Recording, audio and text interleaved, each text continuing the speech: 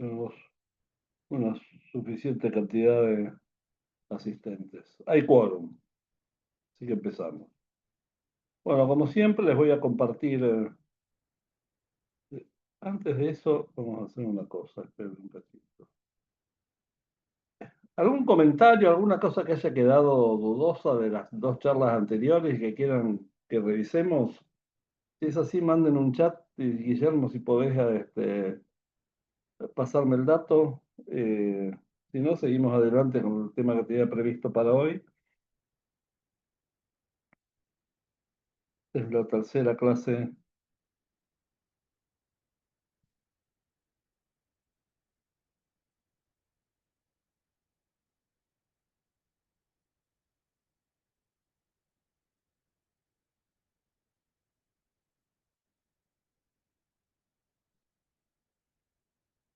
Bueno, sigamos nomás entonces. Vamos a compartir pantalla.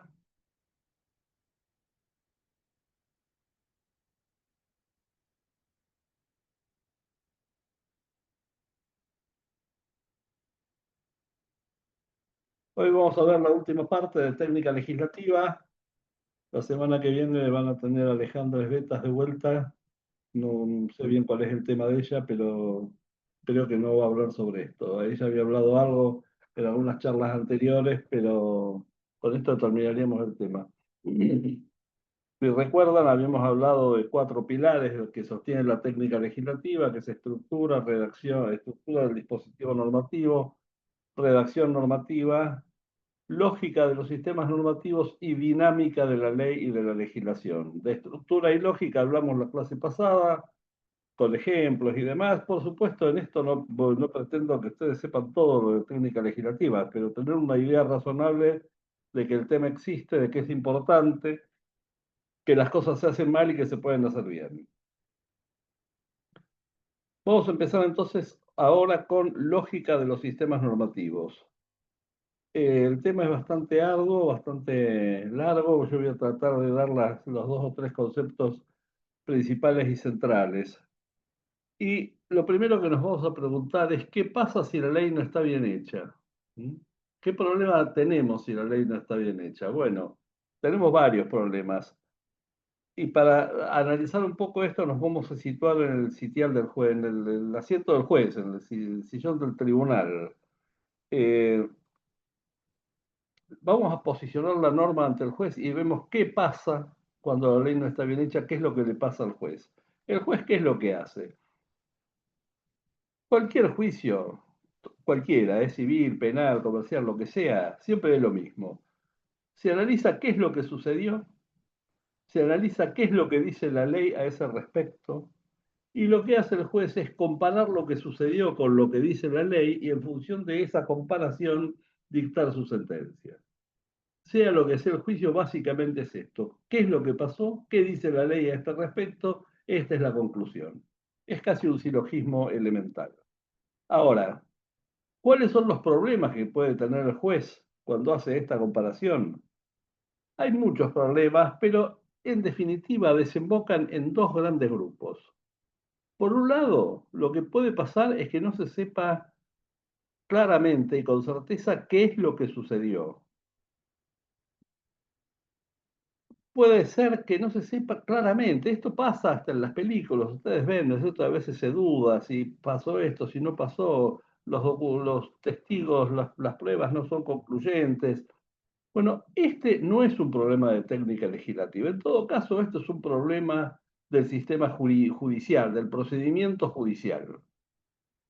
Y el procedimiento judicial se encarga de resolverlo muy fácilmente, porque a diferencia de lo que el común de la gente cree, no es cierto que los jueces juzguen casos reales. Los jueces no juzgan casos reales. El juez juzga el caso del expediente. Lo que pasó no es lo que pasó, sino lo que el expediente dice que pasó. Si yo pagué, pero perdí el recibo, el juez va a decir, señor, usted no pagó. Yo sí, sí pagué. No, señor, no pagó. Acá dice que usted no pagó, chau. Yo resuelvo sobre esto. Usted no pagó. Entonces, esto evita infinidad de complicaciones, por supuesto. Parecerá arbitrario e injusto, pero me parece que es la única manera de poder arribar a una solución.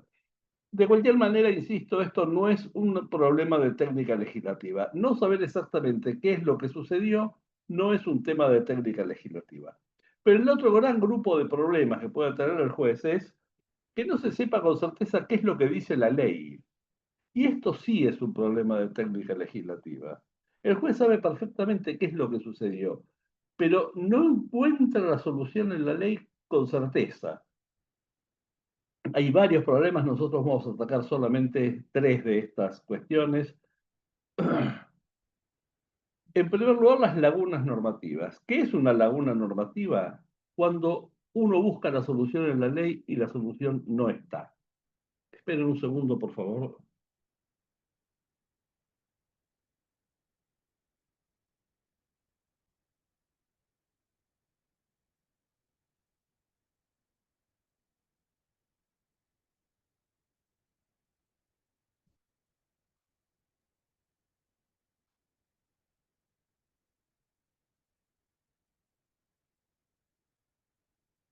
Me había olvidado de poner el teléfono en silencioso y si no molesta en los momentos más insospechados.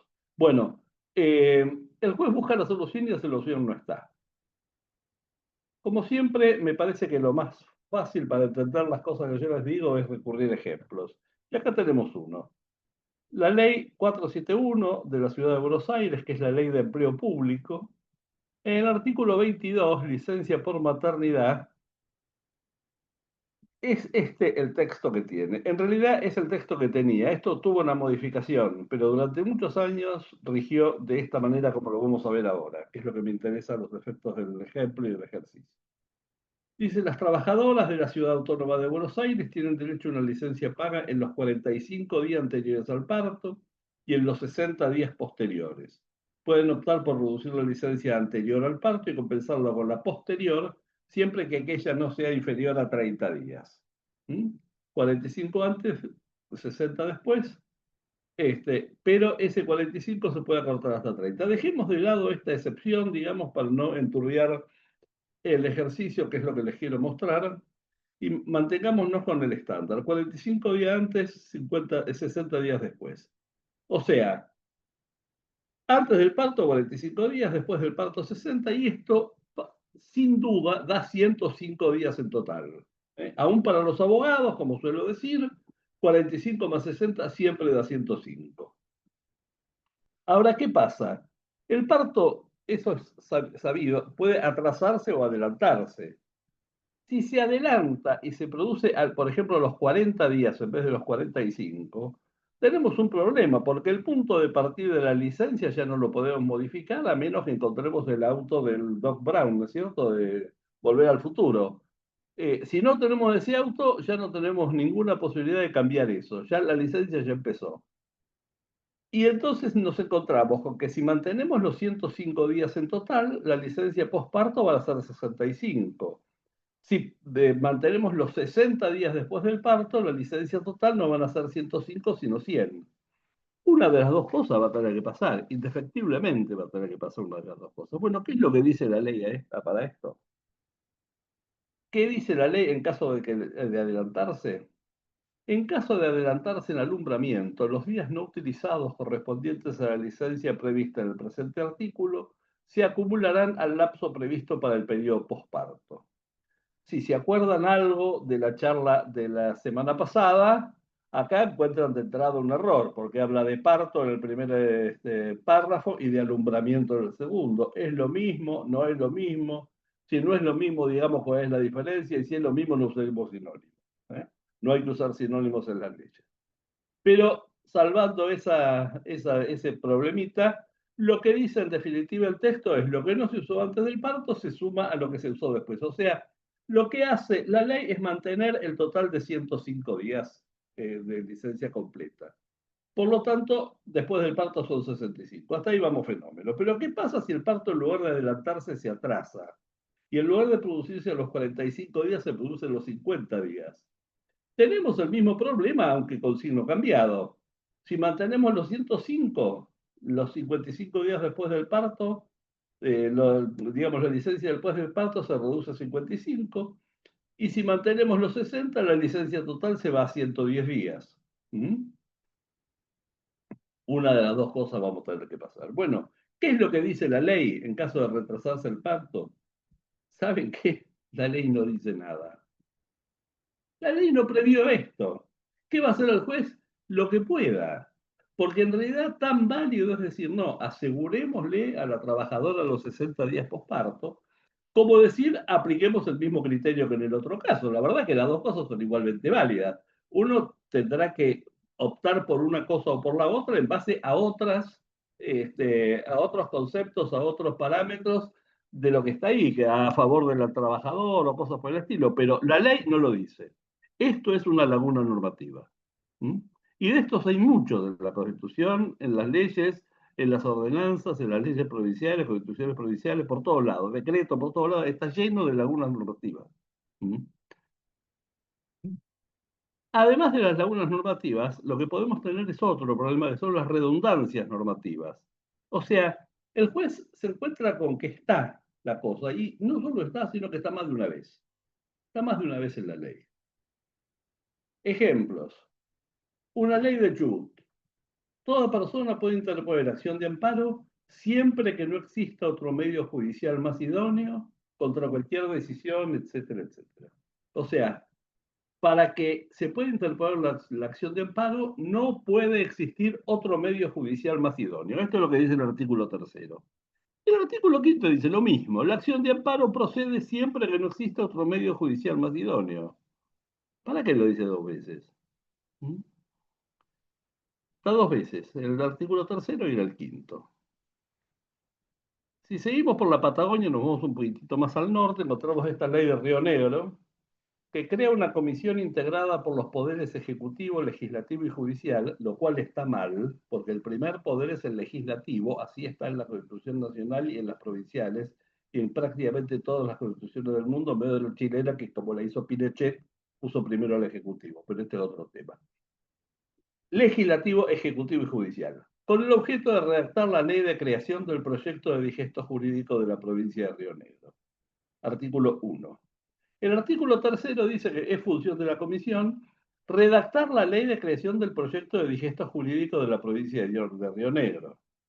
Y por las dudas, por si todavía los muchachos no entendieron, el quinto dice que la comisión tiene 120 días para la elaboración de la ley del proyecto de digesto jurídico de la provincia de Río Negro. Tres veces está en la misma ley, artículo primero, tercero y quinto, los tres dicen lo mismo. Esto es una redundancia normativa. A veces esas redundancias están un poco más disimuladas, no están tan visiblemente, no están tan a la vista como los casos que mencionamos recién o que mostramos recién.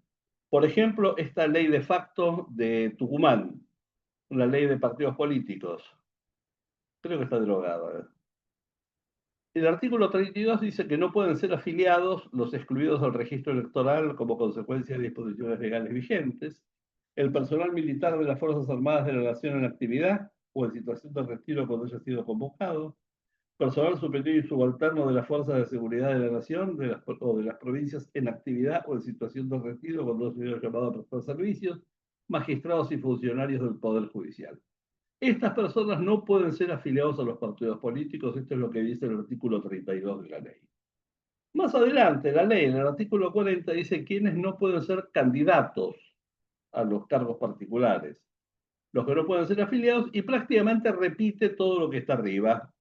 En lugar de repetirlo igual, lo repite con otras palabras, lo cual no es una buena técnica legislativa, hay que tratar de mantener la homogeneidad en la redacción, pero en definitiva es personal superior y perdón, personal superior y subalterno de las Fuerzas Armadas en actividad, personal superior y subalterno de las Fuerzas de Seguridad en actividad, los inhabilitados por la ley, o sea, los del inciso A del artículo anterior, y magistrados o funcionarios permanentes del Poder Judicial, el inciso D del artículo 32.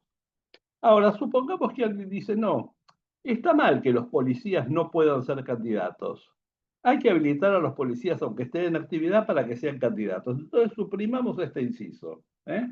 Vamos a borrar este inciso, lo sacamos y entonces pueden ser candidatos. No, siguen sin poder ser candidatos. ¿Por qué?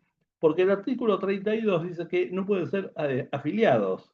Y el 40 dice que si no son afiliados no pueden ser candidatos. O sea, Ahí está repetido el concepto, ¿se dan cuenta?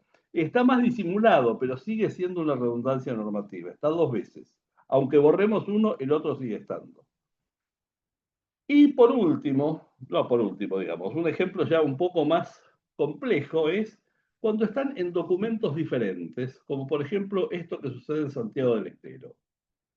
Perdón, el reglamento de la Cámara de Diputados, en el artículo 14, dice que los diputados de mandato cumplido gozarán por parte de la Cámara de Diputados del mismo trato y honores que los diputados en ejercicio, tienen libre acceso a las dependencias del cuerpo, etcétera, etcétera. Dice, se extenderá una credencial que acredite su condición y podrán invocarla con invocar y usar el título de diputado de la provincia mandato cumplido.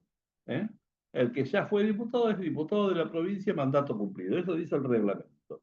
Pero además hay una ley que dice lo mismo. Dice que los que terminaron su mandato pueden continuar utilizando el título correspondiente al cargo legislativo que ejercieron con el aditamento de las letras MC, que significa mandato cumplido. O sea, está dos veces. Ahora, ¿qué pasa? Ni la ley es superior al reglamento, ni el reglamento es superior a la ley. Supongamos que, por ejemplo, la Cámara decide modificar ese artículo del reglamento. Y en lugar de decir diputado de la provincia, mandato cumplido, le vamos a decir diputado de la provincia, mandato terminado, MT, mandato terminado. Esto no va a modificar la ley, o sea, la ley va a quedar igual que antes, pero ya no tiene la misma solución, sino que tiene dos soluciones diferentes. Una dice mandato cumplido, otra dice mandato terminado, y siguen válidas las dos. Este es el problema de las redundancias normativas. No generan una complicación en sí misma, pero puede transformarse en el tercer problema de estos, que son las contradicciones normativas. Hasta ahí vamos bien. Bueno, sigamos. Contradicciones normativas hay muchas, y algunas me parece que son bastante graves. Por ejemplo, esto del nuevo Código Civil y Comercial. El artículo 691 del Código dice, en los contratos de locación, la locación de los bienes del hijo realizada por los progenitores lleva implícita la condición de extinguirse cuando la responsabilidad parental concluya. Por supuesto, tenemos montones de problemas porque progenitores en vez de padres es un error. Progenitor no son solamente los padres, progenitor son los padres, los abuelos, los bisabuelos y así hasta Adán. ¿Eh? O sea que es un poco confuso el asunto. Pero básicamente es que si el hijo es menor de edad, tus bienes, que son de él, los administra el padre o la madre, que tenga lo que antes se llamaba patria potestad, que ahora se llama responsabilidad parental. Cuando, si el padre, por ejemplo, alquila un departamento que tiene el hijo, cuando cesa la responsabilidad parental, ese contrato de alquiler se extingue. Pero hay otro artículo del código que dice que, excepto pacto en contrario, la locación se transmite activa y pasivamente por causa de muerte. Es decir, si se muere el inquilino o se muere el locador, el propietario, el contrato sigue en cabeza de los herederos. Esto dice el artículo 1189. ¿Qué pasa si nosotros nos encontramos con que hay un menor de edad que es dueño de un inmueble y su padre, con administración de los bienes del hijo, lo alquila? Si el hijo se muere antes de llegar a la mayoría de edad, ¿esa locación continúa o se extingue? Ah, ¿qué tal? Si aplicamos el artículo 691, dice que esa locación lleva implícita la condición de extinguirse cuando la responsabilidad parental concluya. Si se muere el chico, obviamente concluye la responsabilidad parental. Entonces, si aplicamos este artículo 691, lo que dice el código es que el contrato se extingue. Pero si aplicamos el otro artículo, que dice que se transmite activa y pasivamente por causa de muerte, lo que dice también el código es que el contrato continúa. O sea, para este supuesto, el contrato de locación, según un artículo del código, continúa y según otro artículo del código, concluye. Esto es una contradicción normativa bastante grave, ¿no es cierto? Estas cosas traen conflictos innecesarios en los tribunales. ¿Mm?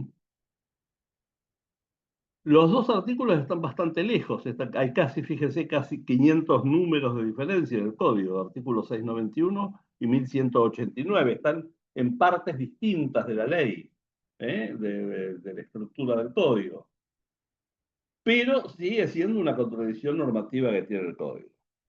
Bueno, de esto hay bastante, ¿sí? Bastante. Resumiendo un poco todo este tema de lógica de los sistemas normativos, eh, podríamos decir que lo que se trata es de evitar las lagunas, las contradicciones y las redundancias en el sistema jurídico. No son los únicos problemas lógicos, hay otros, algunas cosas que llamamos, por ejemplo, lagunas de reconocimiento, que es cuando el juez encuentra que la solución está, pero por algún motivo no puede saber perfectamente si es o no es esa la solución que tiene que aplicar.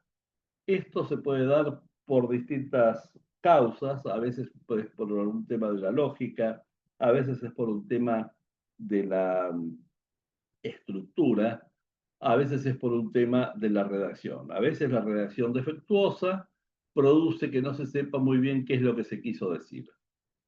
A veces es de la lógica, por ejemplo, supongamos de la estructura, una norma cualquiera en un lugar o en otro lugar del texto tiene un alcance diferente. Imaginen una ley de puertos, por ejemplo, que tiene un artículo que dice los puertos deben ser habilitados por decreto del Poder Ejecutivo, quien debe dar inmediato conocimiento de ello al Congreso Nacional, por ejemplo.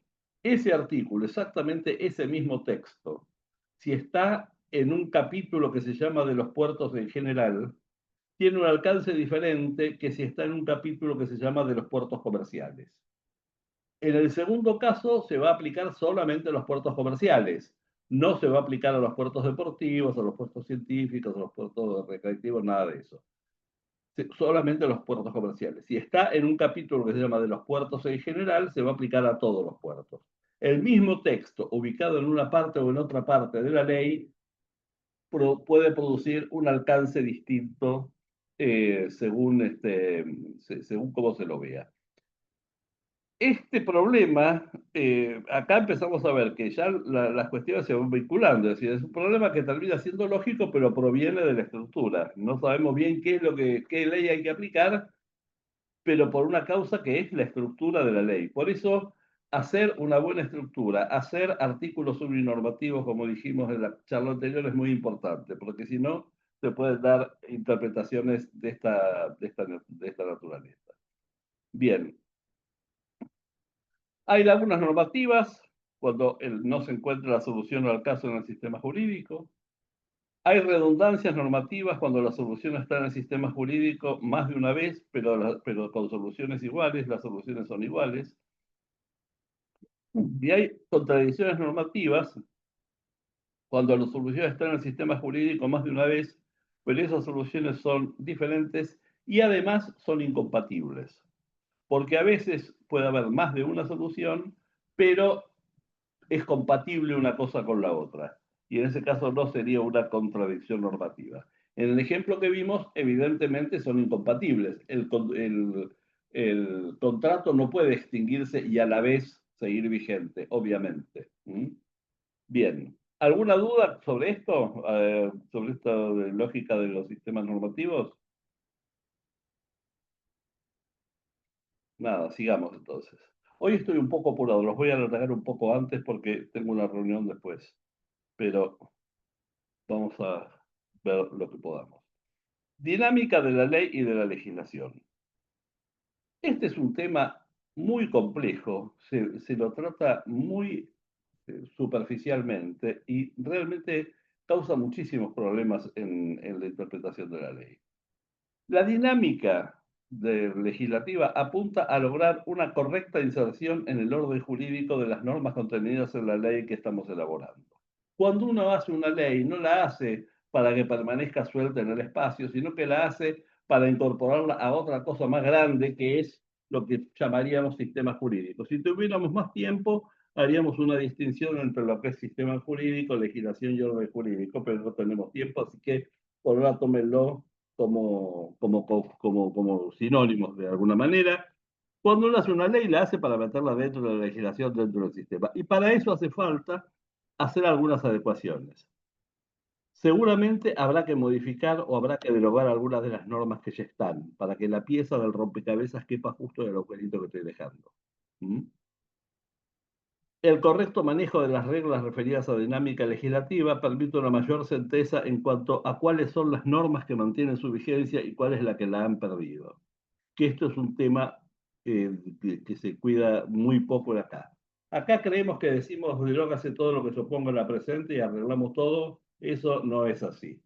Eso no arregla nada. No arregla nada. Si Roxana, vos querías decir algo, habilitar el micrófono, por favor, Guillermo, si es posible. ¿Puede ser, Guillermo? Yo tengo manera de habilitarlo.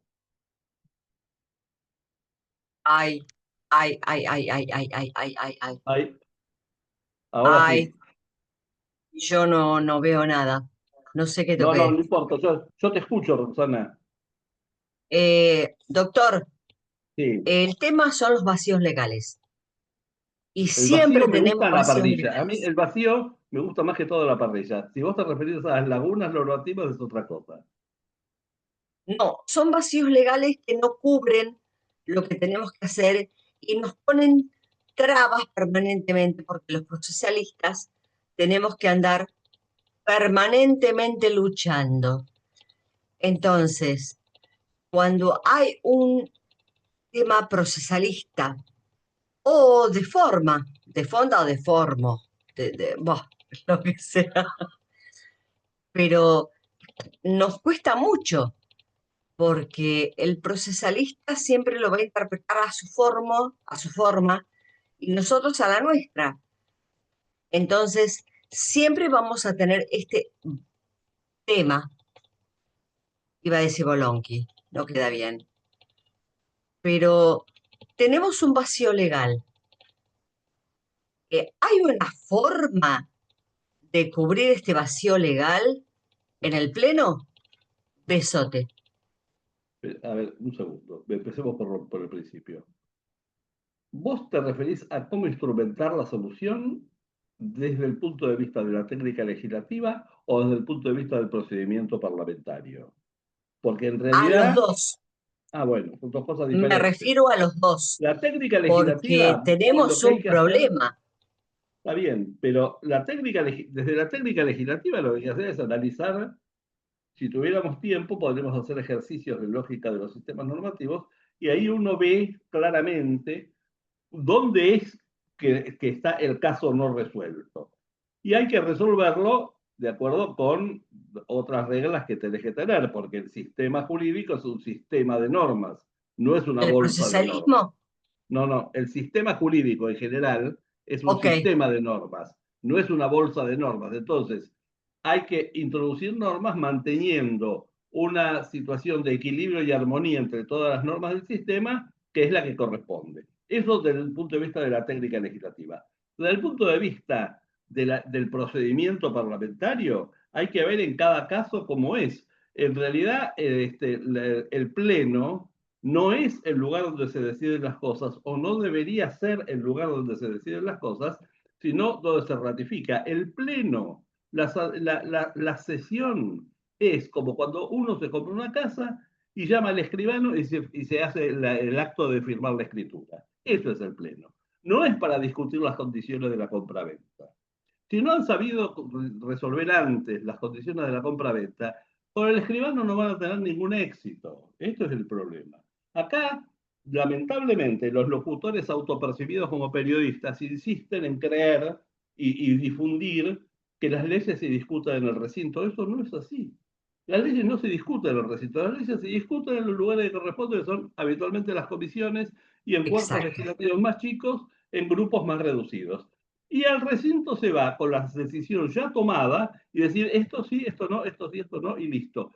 Si hay acuerdo es mejor y si no hay acuerdo, recurrimos a el último sistema democrático para tomar decisiones, que es la votación, que no es la esencia de la democracia, sino, como les digo, el último recurso democrático para tomar decisiones. El último. ¿Mm? O sea, la votación en comisión para que pase a pleno. En comisión no debería haber votaciones.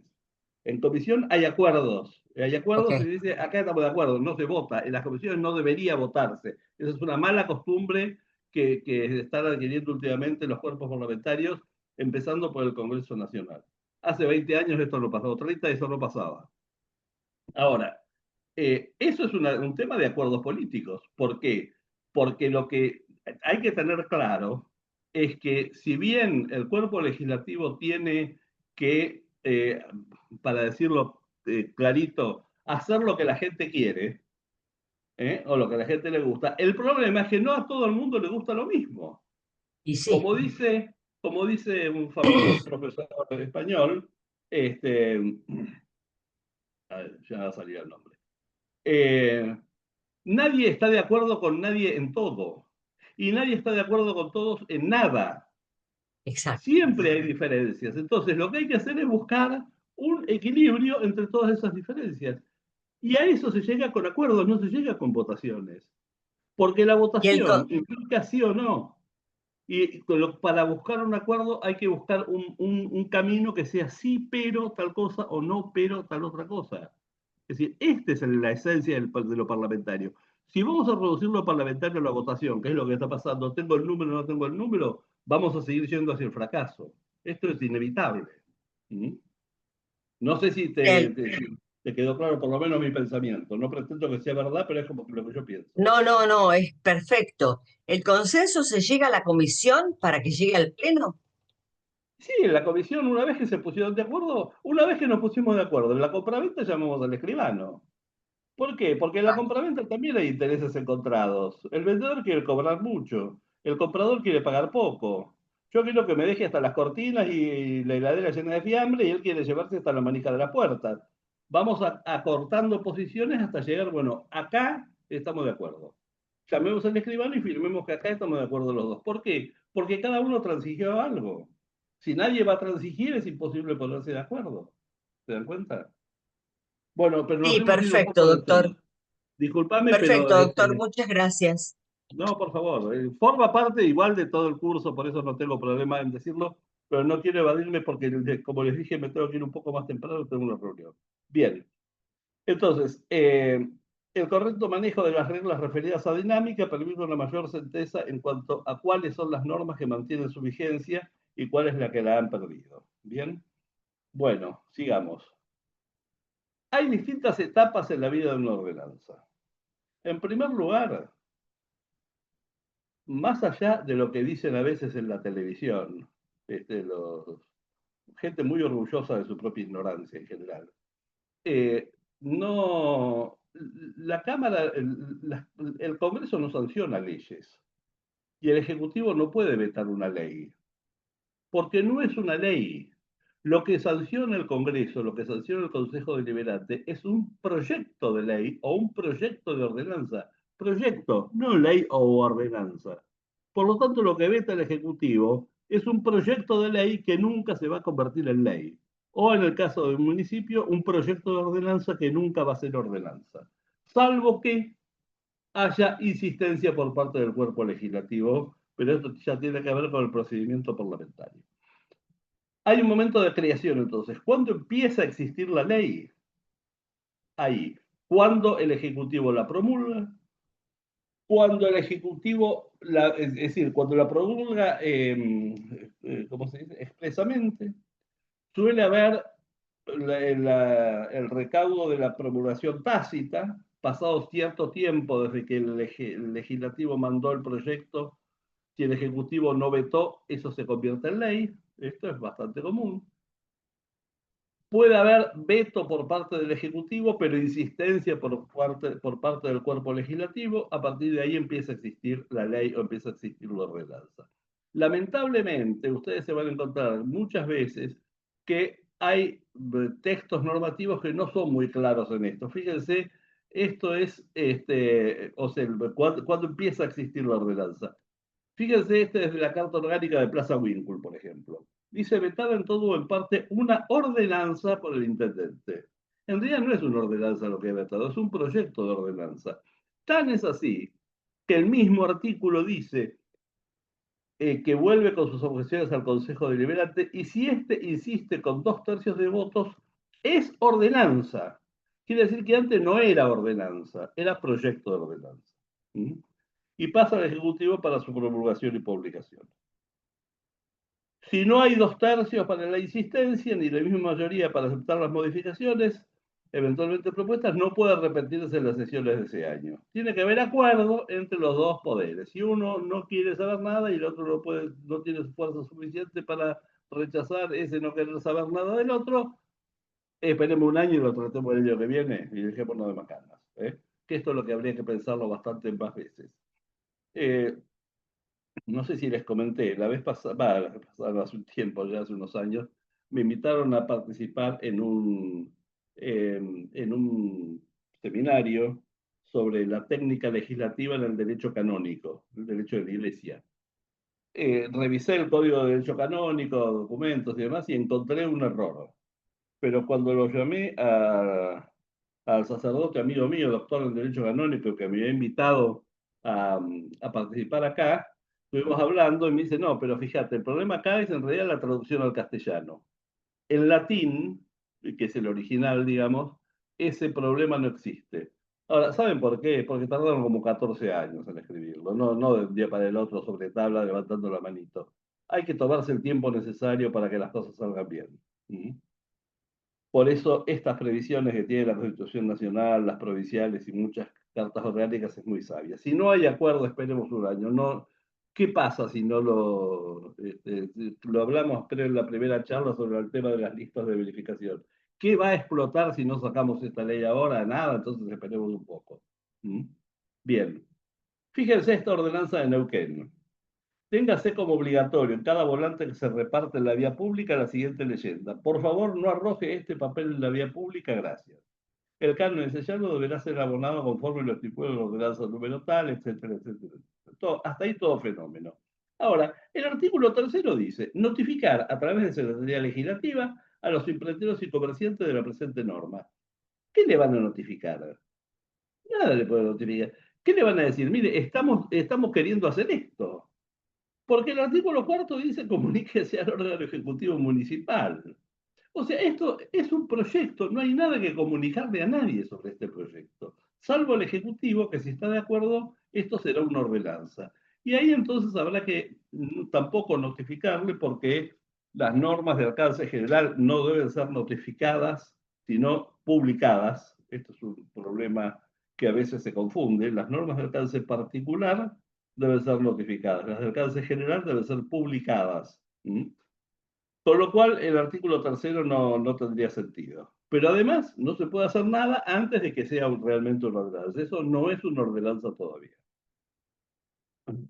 Otra ordenanza. Tengo varias de distintos lugares del país para que vean que esto es un mal que aqueja a muchos lugares. Una ordenanza de San Rafael, Mendoza. Crear el Museo del Deporte que tendrá su espacio en un ámbito determinado por el Departamento Ejecutivo Municipal. Fenómeno. Pero el artículo dice, cúmplase, comuníquese al Departamento Ejecutivo, publíquese desde el registro de edad y al registro municipal. Todo esto, salvo el comuníquese al Ejecutivo, todo lo demás no corresponde. ¿Qué vamos a publicar si esto todavía no es una ordenanza? ¿Mm? No es una ordenanza, no hay que publicar nada. ¿Sí? Además del momento de creación, hay otro momento que también hay que tener en cuenta, que es la vigencia de la ley o de la ordenanza. Una ley o una ordenanza puede existir y sin embargo no estar vigente. O sea, los derechos y obligaciones que marca esa ley o esa ordenanza todavía no son posibles de llevar a cabo, de exigir su cumplimiento en el caso de una obligación o de cumplir con lo que sea en el caso de un derecho. ¿Mm? La vigencia de la ley es una cosa diferente de la existencia de la ley, son dos cosas distintas. La ordenanza puede existir y no estar vigente. Son dos momentos distintos. No puede haber vigencia si la ordenanza no existe, pero sí puede haber una ordenanza que existe y no está vigente. Esto a veces se escribe en la ley, por ejemplo, cuando dice esta ley entra en vigencia el 1 de enero del año 2026, por decir algo. O esta ley, eso sería a una fecha determinada. O a una fecha determinable. Esta ley entra en vigencia a los 30 días de su publicación. No sabemos cuándo se va a publicar, pero cuando se publique, 30 días y ahí entra en vigencia la ley. O esta ley entra en vigencia cuando ocurra determinada cosa. Así funciona, por ejemplo, el sistema de modificaciones en Estados Unidos. Las enmiendas de la Constitución de Estados Unidos se hacen de una manera distinta de la que hacemos acá en Argentina. Allá es el Congreso el que sanciona una enmienda, que es en definitiva una modificación, y eso se somete a la aprobación de las legislaturas de cada estado, y cuando 3/4 de los estados la han aprobado, recién ahí entra en vigencia esa modificación de la Constitución. Esto ni siquiera se hace en forma simultánea, se va haciendo de forma escalonada y puede durar el tiempo que dure. Cuando suceda, ahí va a entrar en vigencia la modificación. En una ley también puede pasar tal cosa. Por ejemplo, en la ciudad de Buenos Aires, una parte de la ley de creación del Consejo de la Magistratura, la ley lo establecía así, entraba en vigencia cuando hubiera 30 jueces designados. Mientras tanto, se manejaba con las otras dos patas del Consejo de la Magistratura, o sea, representación de los abogados y representación de la legislatura y nada más. Esa es la entrada en vigencia, puede estar entonces sujeta este, a distintas variables. Ahora, a veces pasa esto. Una ordenanza de Santa Fe asígnase doble sentido circulatorio a la calle Mitre en el tramo comprendido entre 4.500 y 4.600.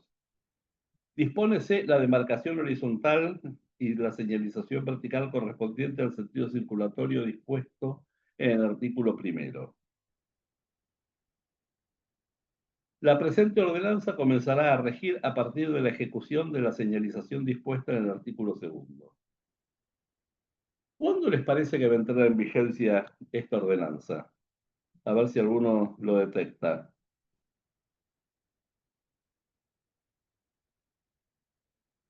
A ver, Roxana, de nuevo.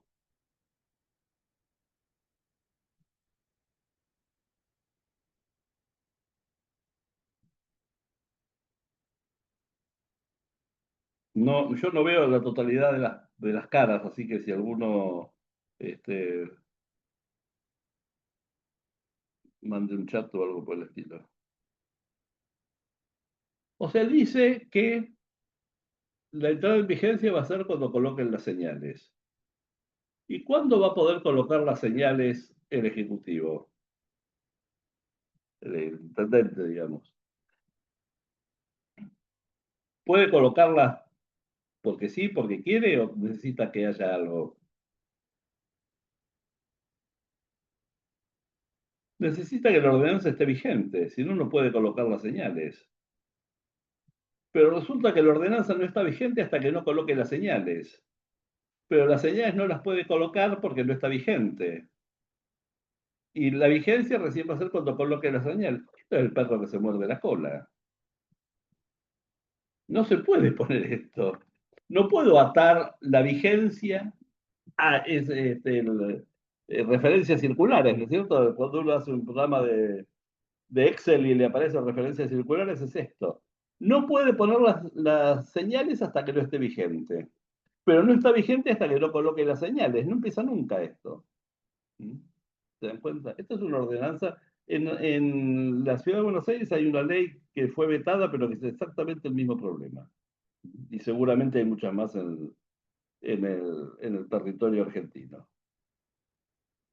Otra etapa en la vida de la ordenanza es la aplicabilidad. ¿Por qué? Porque la ley puede existir y estar vigente y no resultar aplicable. Y esto, el motivo más común de no resultar aplicable es por falta de reglamentación. El Consejo Deliberante sanciona y el Ejecutivo promulga una ordenanza para que haya un registro de mascotas. por ejemplo. ¿Eh?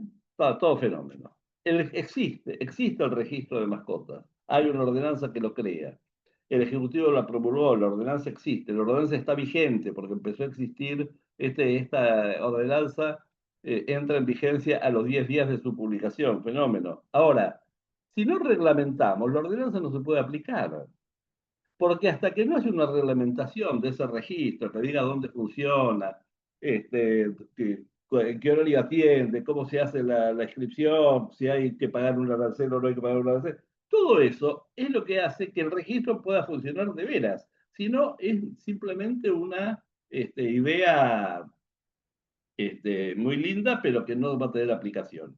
Esto es un problema bastante común, mucho más común de lo que parece por varios motivos. Primero, por descuido del Ejecutivo, pero también puede ser por una manera del Ejecutivo de sacarse algún problema de encima. No quiere vetar para no quedar mal con la sociedad, digamos, con la publicidad, pero no lo reglamenta, con lo cual el efecto es exactamente el mismo.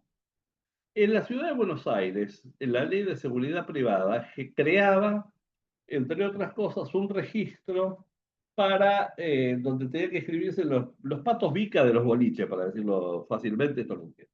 ¿Eh? ¿Qué pasó? Eso estuvo años sin reglamentarse, con lo cual ese registro estaba solamente en los papeles, no existía de ninguna manera.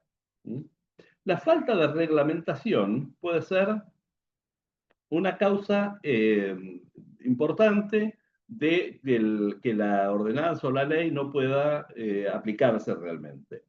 Esto es un tema que casi en todos lados no tiene solución. Hay mucho, incluso últimamente ha habido un trabajo muy interesante de la doctora Verónica Nolasco sobre este tema, profesora de la Universidad Austral, y creo que incluso hay algún proyecto en el Congreso Nacional. ¿Qué hacer cuando el Ejecutivo no reglamenta?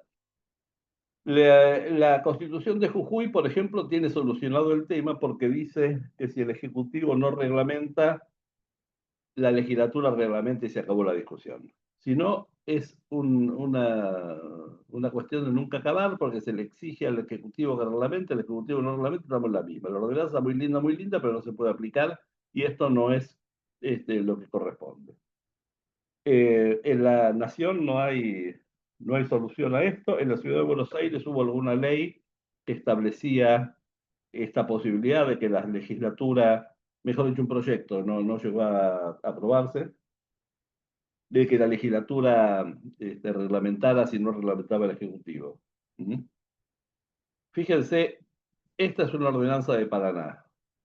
La presente ley se reglamentará a partir de los 30 días de su promulgación. Hay que ser un poco más cuidadoso cuando hacemos.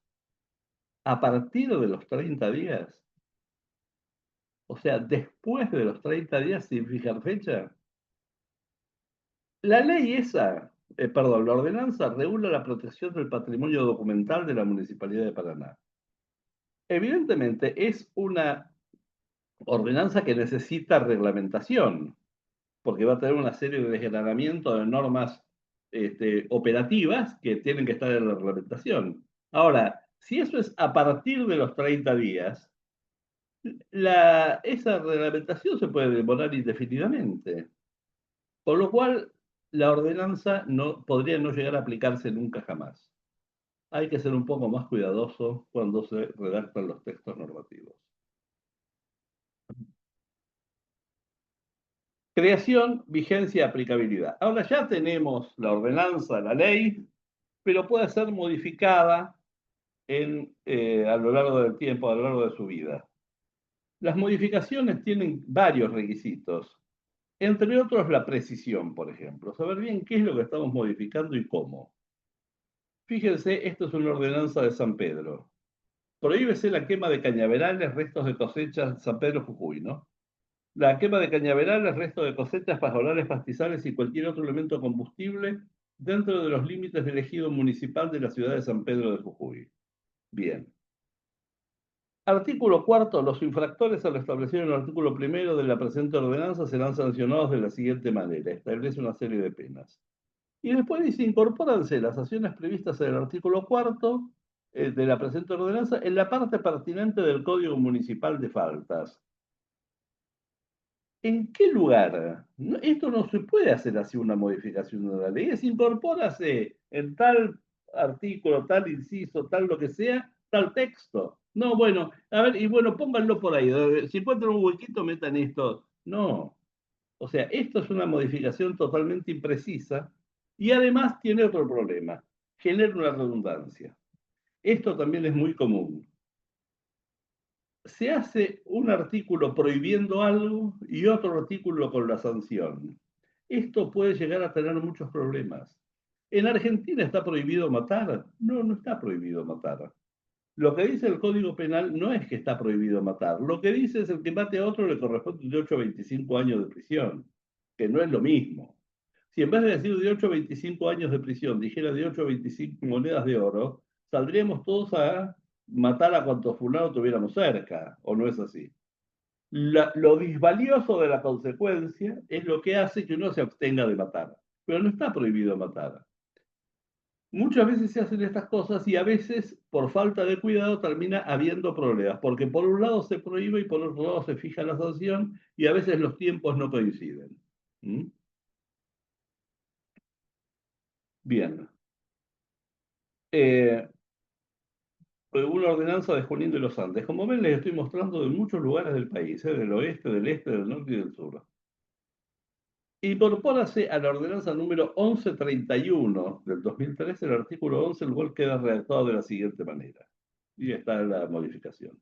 Después hay otra ordenanza que dice, modifícase el artículo primero de la ordenanza 1334, el cual queda redactado de la siguiente manera. Artículo primero, incorpórase a la ordenanza 1131. Esto está mal. No hay que modificar la 1134, que es la modificatoria.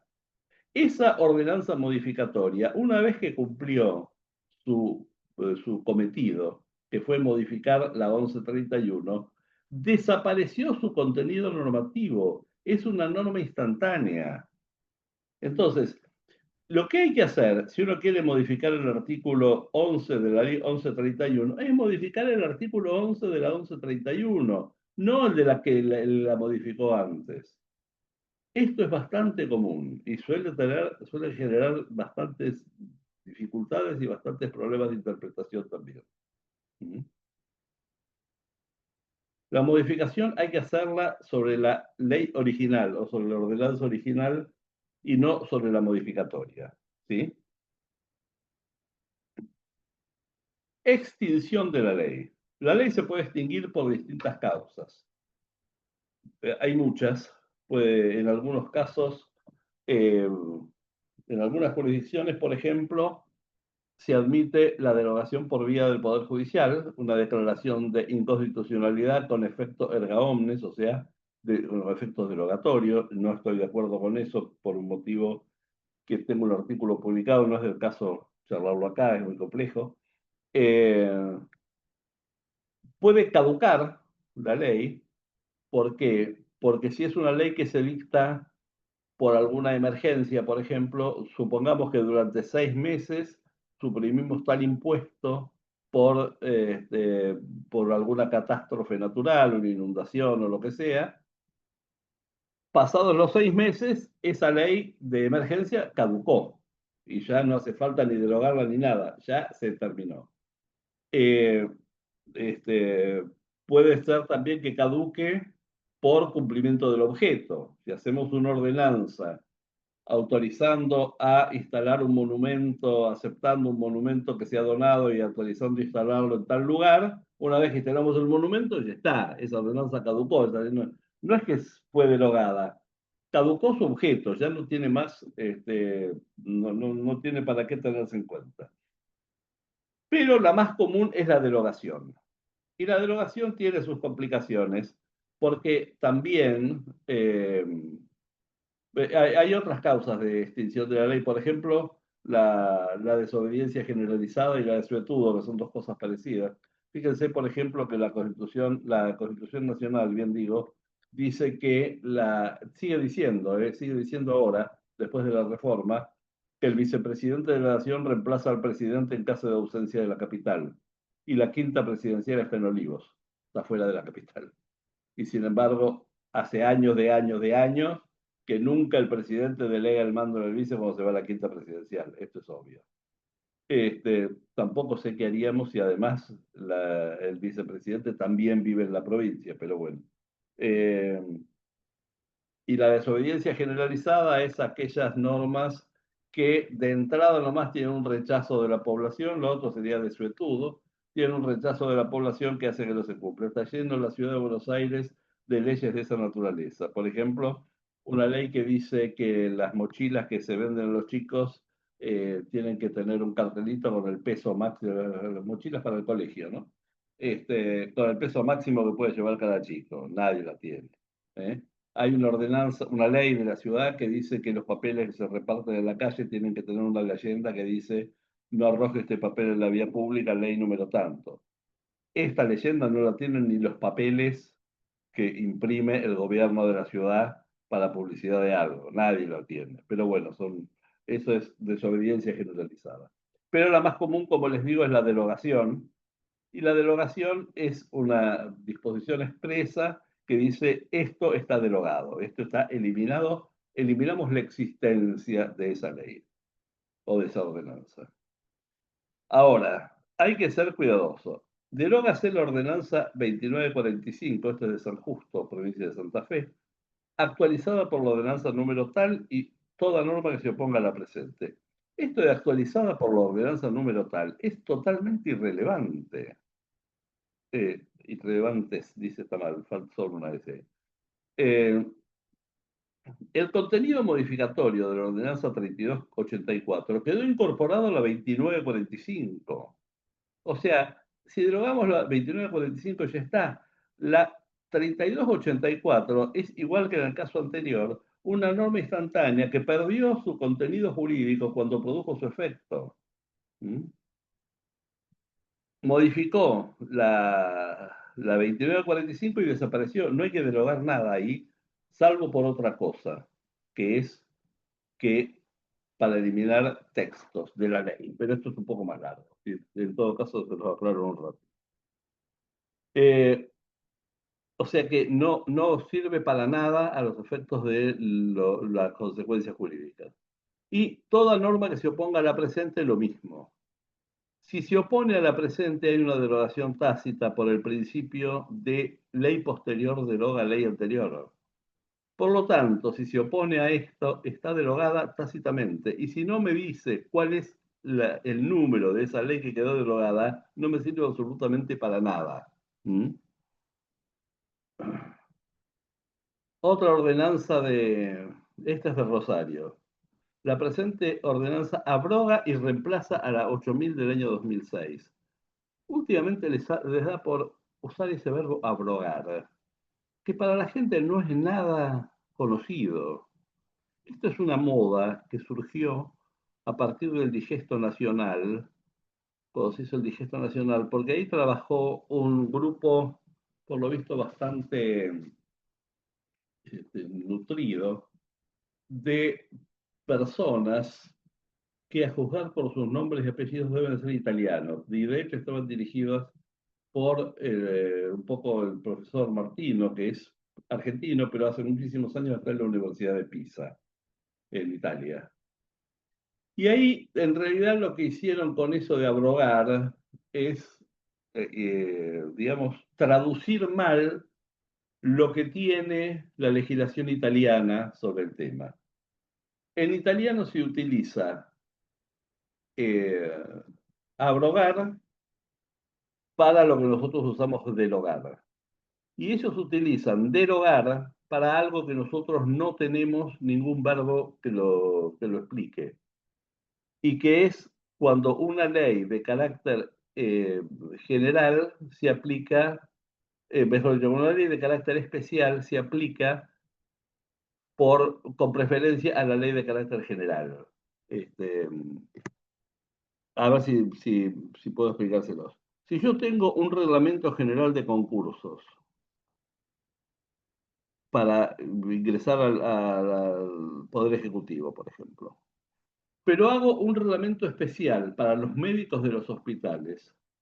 Este reglamento de los médicos de los hospitales se aplica con preferencia al reglamento general.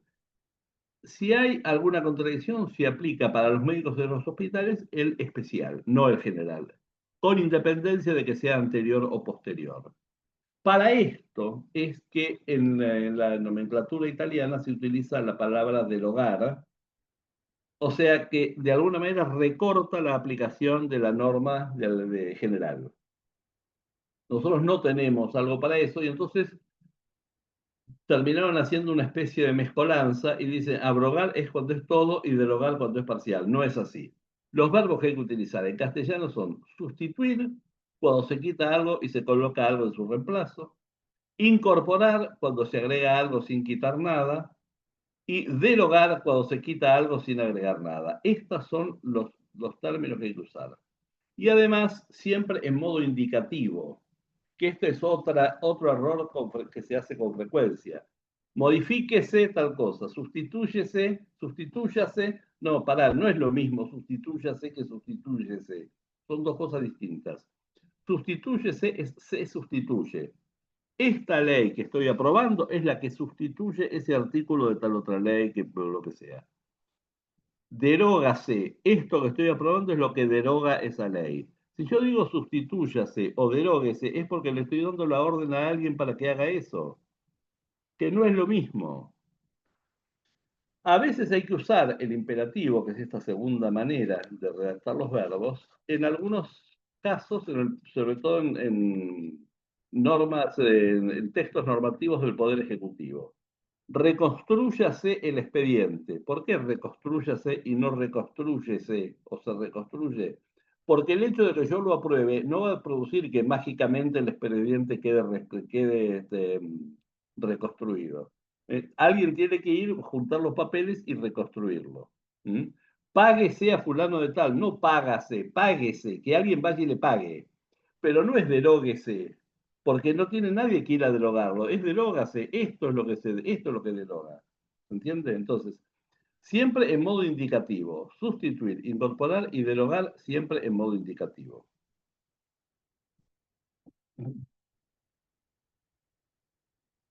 Acá, fíjense, esta es una ordenanza de Bahía Blanca. Deróguense la ordenanza tal y tal. No, deróganse, no deróguense. Pero acá lo que les quiero señalar es otra cosa. Esa ordenanza deroga dos ordenanzas, la 7937 y la 9852. Pero al ratito se ve que eran ordenanzas duras de matar y las vuelven a derogar a partir de la otra ordenanza, la 15432, de nuevo las deroga, la 7937 y la 9852. No hay que derogar más de una vez.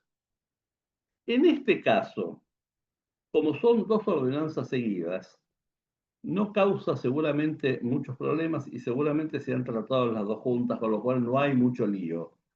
De hecho, cuando dando un curso en Bahía Blanca lo comenté, lo que me dijeron es que eran dos ordenanzas porque querían unificar el sistema de taxis y de remises y entonces querían unificar todo en una sola ordenanza, que sé yo, bueno, fenómeno. En cambio, acá, insisto, no hay demasiados problemas, pero fíjense esto de Neuquén. Deróganse las ordenanzas tal, tal y tal, entre otros la 2934 y la 6349. Esto de poner las ordenanzas barra el año no es bueno, porque si es numeración correlativa es como las leyes. Las leyes van con el número de ley, no con el número de ley y el año. Número de ley y año es, por ejemplo, los decretos o las resoluciones, que al año siguiente empiezan de nuevo con el número uno. Entonces hay que distinguir el decreto número 32 del año 2022, del 2023, 2024, todos esos va a haber un decreto con ese número, pero no en las leyes o en las ordenanzas. De cualquier manera, acá derogan la 2934 y la 6349, pero después las vuelven a derogar. En la ordenanza 9341 vuelven a derogar esas ordenanzas. Y acá tenemos un problema que es un poco complicado. Esta segunda es del 29 de noviembre del 2001. La primera es de noviembre del 98. Esto planteado así puede producir un problema que es el siguiente. El que lee la ordenanza 9341, la segunda, perfectamente tiene derecho a pensar que el 28 de noviembre del 2001 esas ordenanzas estaban vigentes. Por algo se las ha derogado. Y sin embargo, no, las había matado hacía 3 años. Ya no estaban vigentes. O sea, derogar más de una vez no solo es un error de técnica legislativa, sino que además es peligroso. Es peligroso derogar más de una vez. ¿Mm? Bien. No se debe derogar más de una vez y debe evitarse eliminar las referencias a otras normas. ¿Por qué? Porque si yo tengo una norma colgada de otra, como vimos la vez pasada en las remisiones, si yo elimino la norma remitente, perdón, la norma remitida, dejo sin sustento la remitente. Esto es un problema grave que tiene el nuevo Código Civil, que ha derogado una serie de leyes y se ha perdido referencia de lo que contenían esas leyes, es decir, de lo que estaba remitido a esas leyes. Fíjense, por ejemplo, acá hay un proyecto, no se aprobó exactamente ese texto, pero se aprobó ese contenido. Un proyecto de ley que suprime la Comisión Nacional de Ética Pública. ¿Mm? En consecuencia, deroga el capítulo mal, bueno, muchos errores de redacción ahí, pero suprime la Comisión Nacional de Ética Pública. Ahora, ¿qué pasa? La ley 25 de 188 dice, entre otras cosas, que el órgano facultado para aplicar esta sanción será exclusivamente la Comisión Nacional de Ética Pública. Y ahora no está más. La hemos eliminado. ¿Qué hacemos? ¿Eh? O dice que los directores, etcétera, etcétera, en los casos en que la Comisión Nacional de Ética Pública se los requiera, no existe más la comisión. ¿Quién se va a ocupar de eso ahora? Deben remitir dentro de los 30 días copia autenticada a la Comisión Nacional de Ética Pública, que no existe más. ¿A quién le mandamos esos papeles? La Comisión Nacional de Ética Pública debe realizar una prevención sumaria. No existe más. ¿Quién va a hacer esa prevención sumaria? Es muy peligroso no fijarse, cuando uno elimina algo, no fijarse cuáles son las consecuencias que tiene esa eliminación. Es decir, les reitero, con el Código Civil y Comercial nuevo hay muchos problemas porque hay muchísimas, al derogar los artículos, al derogar el Código Civil anterior, quedó muchísima normativa del sistema argentino de todos los niveles atado a algún artículo del Código Civil. Y como el Código Civil desapareció, si está atado al artículo 23-23, no sabemos cuál es ahora. Y entonces, ¿cómo hacemos para cumplir eso? Es un merengue, muy complicado. Pésima la manufactura técnica de la ley que aprobó el código. Además del código, la ley que lo aprobó también es pésima. Por último, tenemos una posibilidad que es el restablecimiento de la ley. O sea, la ley, una vez que terminó su existencia, puede hacérsela resucitar. Pero, ojo, esa resucitación tiene que ser expresa. No vale solamente eliminar la norma que la derogó. Si yo tengo la ley 100 y la ley 200 dice derógase la ley 100, yo elimino o derogo la ley 200, no vuelve a aparecer la ley 100. ¿Eh? Esto es necesario porque si no, en algún momento aparece alguna disposición de la primera Junta de Gobierno o de Fernando VII o de las institutas de Justiniano, porque todo el derecho que tenemos nosotros se fue haciendo sobre lo anterior. Si nosotros cada vez que derogamos algo resucita lo que estaba antes ahí, es un merengue absolutamente inmanejable. Eh, Este ejemplo de Río Cuarto. Derógase el artículo tercero de la ordenanza 211-8024 del año 1954. Como la ordenanza esa era de 1954, no pude encontrar el texto, pues muy antigua, ¿no es cierto? 70 años. Pero sí puede encontrar esto, que es esa ordenanza, la 211, cambiaba el nombre de una calle. Antes se llamaba antes se llamaba Pedro Sani y se le puso calle de la Concepción. Esa ordenanza 211, en su artículo tercero, decía, esta calle, en lugar de llamarse ahora Pedro Sani, se va a llamar calle de la Concepción. Ahora, el derogar ese artículo que cambió el nombre no hace volver al nombre anterior. ¿Se dan cuenta? Esto es un error frecuente. Para que tengan una idea, hay como 7 u 8 errores de esta naturaleza en el famoso decreto, el primer decreto de necesidad y urgencia que sacó mi ley, el 70-2023, tiene como 7 u 8 errores de esta naturaleza. Deroga artículos que son solamente modificatorios. Seguramente creo que han pensado que derogando el artículo modificatorio volvíamos atrás con la modificación, pero eso no es así. Lo que se modificó o se derogó quedó modificado o quedó derogado. Para volver a traerlo hay que hacerlo expresamente. ¿Eh? No tiene efecto el, el derogar una norma modificatoria o derogatoria. No tiene ningún efecto jurídico. ¿Sí? Bueno, resumiendo un poco, creación, vigencia, aplicabilidad, modificaciones, extinción, restablecimiento. Esas son las distintas etapas en la vida de la ordenanza. Como ven, el tema es bastante complicado. Hay mucho más para bucear en todo esto. Eh, alguna ley que dice mantiénese la vigencia de tal ley, por ejemplo, la ley de facto de Santa Fe, que no sabemos qué quiere decir que mantiene la vigencia. ¿Para qué decir que mantiene? Si tenía vigencia, está, y si la querés resucitar, tenés que decir otra cosa. ¿Mm? Pero bueno, esto es más o menos todo lo que podemos ver sobre el tema dinámica. Volviendo a la pregunta original, ¿cómo se consigue un texto normativo de calidad? Cumpliendo con reglas del buen arte en técnica legislativa, o sea, cumpliendo las reglas correspondientes en materia de estructura del dispositivo normativo, redacción normativa, lógica de los sistemas normativos y dinámica de la ley y de la legislación. Volviendo a la pregunta inicial de hoy, ¿qué pasa si la ley no está bien hecha? Bueno, el problema es que de acuerdo con el Código Civil, el anterior era mucho más claro en esto, el juez, decía el Código anterior, no puede dejar de juzgar con el pretexto de oscuridad o insuficiencia de la ley.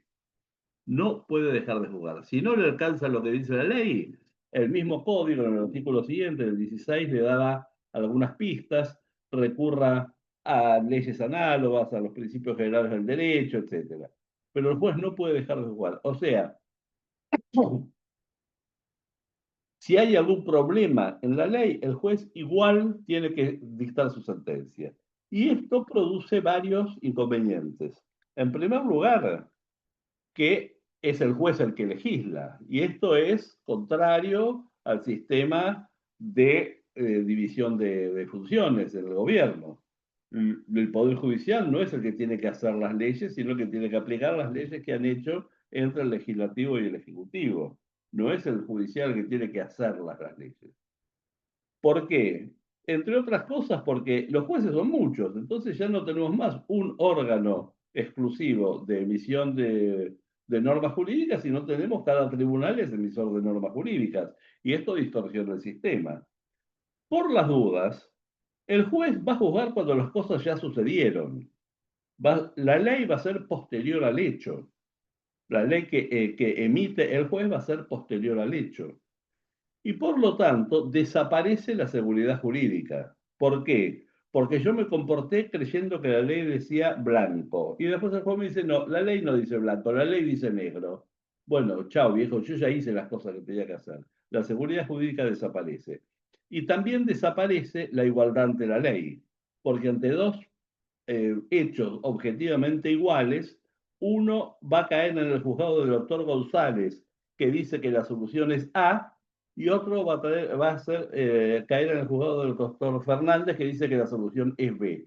Y a dos hechos iguales les aplican dos leyes distintas. O sea, la igualdad de la ley ante la ley también desaparece. O sea, como ven, el tema de la técnica legislativa no es un tema menor. Esto es lo que yo quería transmitirles en estas 3 charlas, breves charlas.